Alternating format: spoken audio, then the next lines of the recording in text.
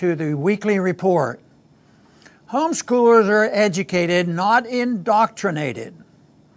School children across the country recently skipped school or walked out of class to rally for new restrictions on our economic and personal liberties in the name of fighting climate change.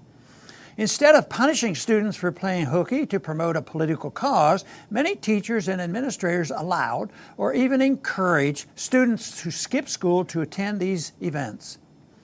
Public schools have also given students the day off to attend pro-gun control rallies. The trend toward allowing students to miss school for political protests is an example of how indoctrination in left-wing ideology and politics has replaced actual education in many government schools.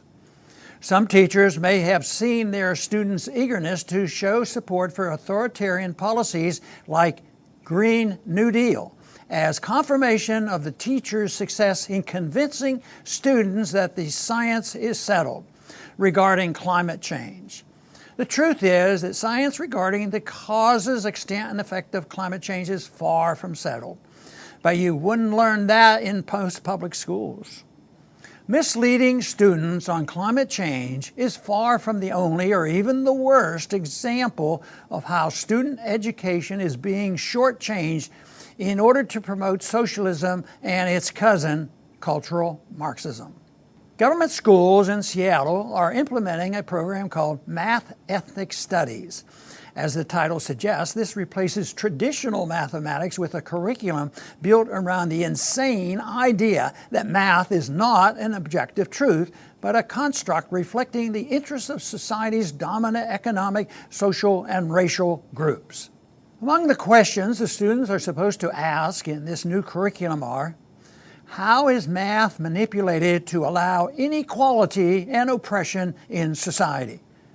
And who's to say what is right? In other words, 2 + 2 may or may not equal 4 depending on one's group identity.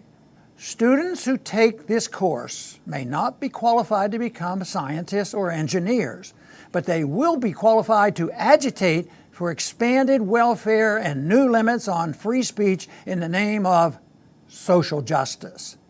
The politicization and dumbing down of government education does have an upside. It is leading more parents to pull their children out of government schools and homeschool instead.